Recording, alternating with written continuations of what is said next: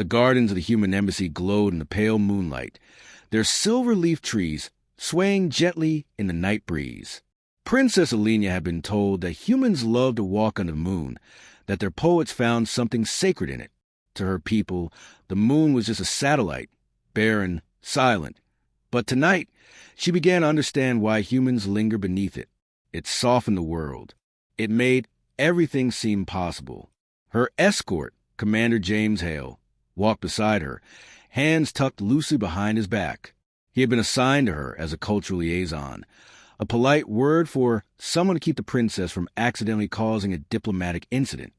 He had done well so far, his quiet humor and careful patience easing her through the overwhelming strangeness of Earth.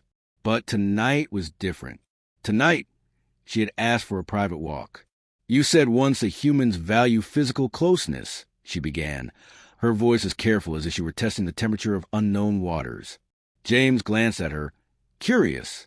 "We do. But so do most species, don't they?" "Not in the same way," she replied. "On Virelia, touch is rare, reserved for family or bound partners. It's considered intimate. And you're curious about ours?" His smile was a little wary now. She stopped under the arch of a flowering vine, her white ceremonial robe shimmering like starlight. "I wish to understand it, the way humans connect." Her eyes, a bright, shifting violet, held his without hesitation. "Will you teach me?" He felt his pulse jump. The request was innocent on the surface, but something about her gaze suggested she understood that closeness meant more than a handshake or a polite bow.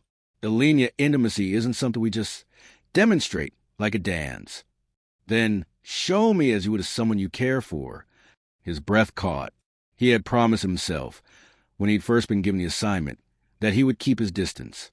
She was a princess, an alien, a symbol of fragile peace between their worlds.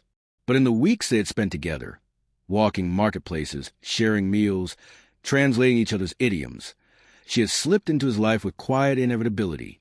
He stepped closer. "We start with small touches, little things."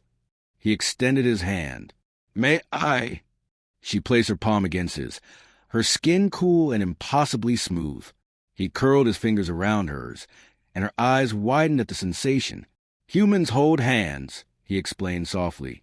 "It's a way to say, 'I'm here, you're safe.'" She studied their joined hands, then brushed her thumb along his knuckles as if memorizing the texture. "It is warm," she murmured. "Alive." They began to walk again, fingers still intertwined.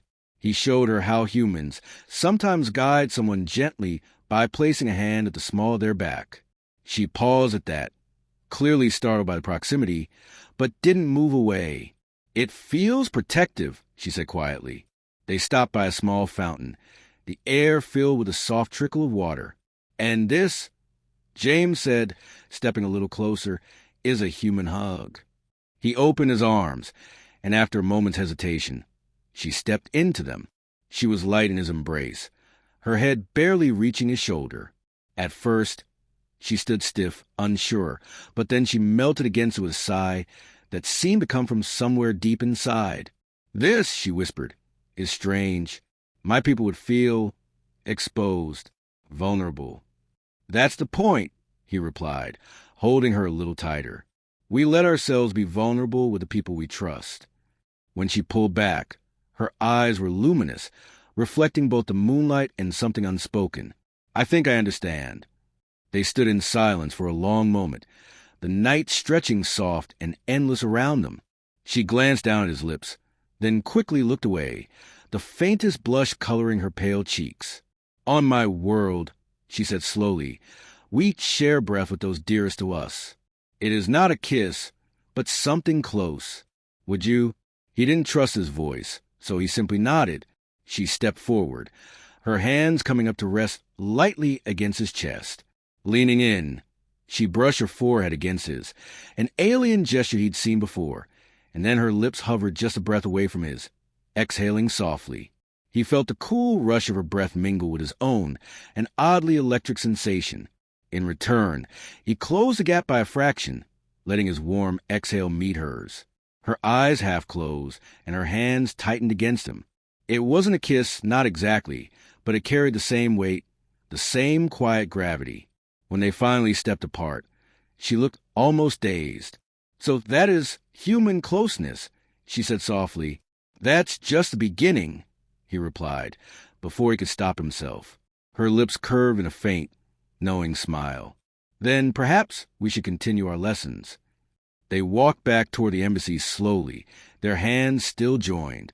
Somewhere in the distance, the city hummed with life, but for Elenia, there was only the warmth of his hand, the echo of his arms around her, and the new knowledge that human intimacy was not a thing to fear, but to treasure.